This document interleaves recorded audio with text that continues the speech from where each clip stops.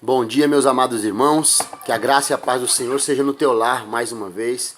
Hoje é dia 19 de janeiro de 2017, 9 e pouquinho da manhã. E logo cedo o Senhor me incomodava a analisar suas escrituras. E a cruz tem me trazido mensagens assim tremendas, sabe? Eu quero compartilhar com você hoje um pouquinho, né? Que a mensagem da cruz ela traz coisas muito fortes. Eu vou trazer um pouquinho para compartilhar contigo nessa manhã. Vou ler aqui no livro de Lucas, capítulo de número 23, lá no versículo 39, diz assim: um dos criminosos que ali estavam dependurados lançava-te insultos. Você não é Cristo? Salva-te a si mesmo e a nós. Versículo 40. Mas o outro criminoso o repreendeu, dizendo: você não teme a Deus, nem estando sob a mesma sentença? Nós estamos sendo punidos com justiça, porque estamos recebendo o que os nossos atos merecem, mas este homem não cometeu nenhum mal. Então ele disse: Jesus, lembra-te de mim quando entrares no teu reino. E Jesus lhe respondeu: eu lhe garanto, hoje você estará comigo no paraíso. Amém, queridos?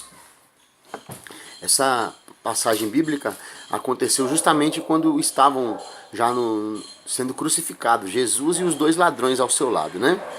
Vejam bem, eu vejo aqui, queridos, uma situação, a mesma situação para duas pessoas diferentes, né?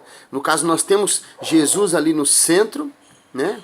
Como Deus e como homem, sendo crucificado para o cumprimento da palavra de Deus, e ao seu lado dois ladrões, dois criminosos que estavam debaixo de uma mesma sentença.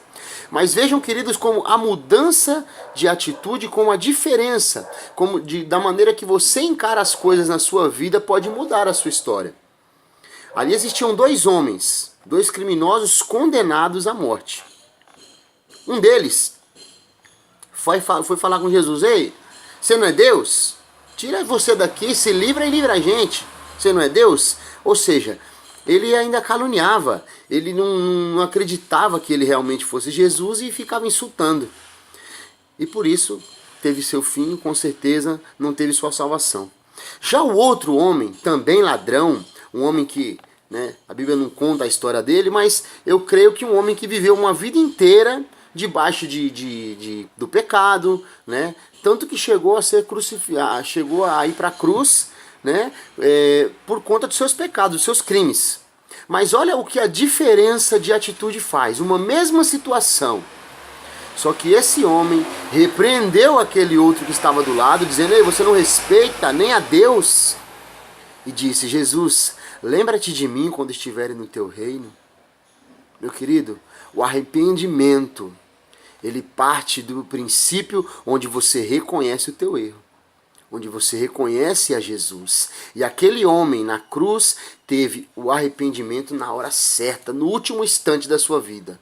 Nós vamos ver, meus irmãos, em nosso meio, muitas pessoas, são tantos homens e mulheres que muitas vezes nascem no berço evangélico, conhecem a Jesus desde cedo, ou pelo menos conhecem a tua palavra, mas, queridos, ainda no longo da vida se perdem pelo caminho e perdem a sua salvação.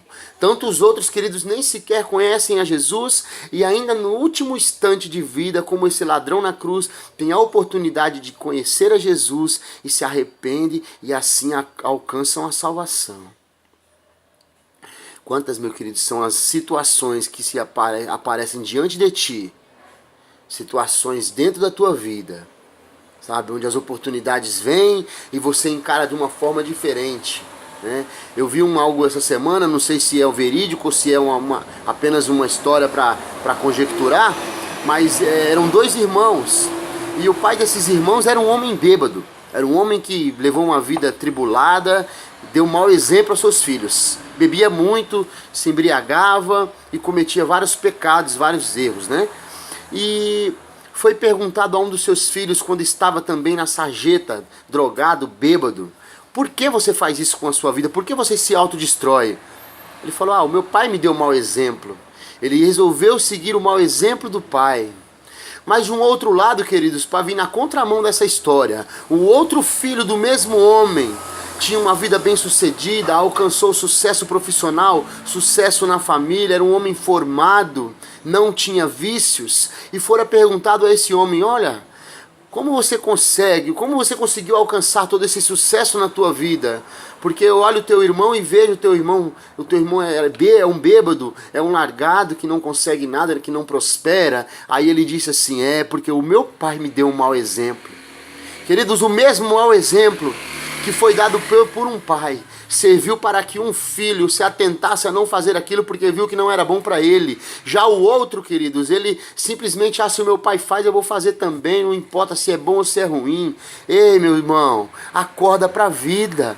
A oportunidade está batendo a tua porta, só que ela bate e ela não volta. Pode vir uma outra, mas uma oportunidade perdida não volta mais. Encare as coisas da maneira que tem que ser encarada. O seu modo de ver as coisas, o seu modo de encarar, a tua postura diante de Deus e diante da situação é que vai determinar o seu futuro, é que vai dizer como será o teu amanhã. Não veja a dificuldade como uma pedra no teu caminho que não pode ser passada. Mas olha a dificuldade como: ei, mais um obstáculo, mais uma vitória que eu vou ter ali diante dessa situação. Atente-se ao que essa mensagem da cruz vem trazer. Não foi à toa que Jesus permitiu, que Deus permitiu que estivessem ali aqueles dois homens, dois pecadores ao seu lado. Mas eu te falo, se confiares em Deus, se entregares os teus caminhos a Jesus, ainda que no último instante, Ele tem um reino para você. Ele tem um lugar preparado. Um lugar de muitas moradas. E diante da situação que você está enfrentando, meu irmão e minha irmã, não se perca no meio da dificuldade. Encontre a saída. Olhe pelo lado positivo. Fala: epa, se isso aqui para mim não serve, eu vou por outro lado, eu vou mudar essa história. Use os exemplos das pessoas que são próximas de você, que passaram por situações de dificuldade, que vivem muitas vezes na droga, no crime ou dentro da família. Use essas situações para consertar o que está errado. O ano de 2017 está apenas começando. E eu desejo toda a sorte de bênção para a tua casa, para a tua família. Que o Senhor venha abençoar o teu lar. Que o Senhor possa derramar bênçãos sem medidas sobre a tua casa. E te dê discernimento, sabedoria para enfrentar as situações adversas. Que a graça, a paz do nosso Senhor Jesus, que excede a todo entendimento, seja no teu lar. Deus abençoe. Tenha uma ótima semana em nome de Jesus. Grande beijo. Tchau.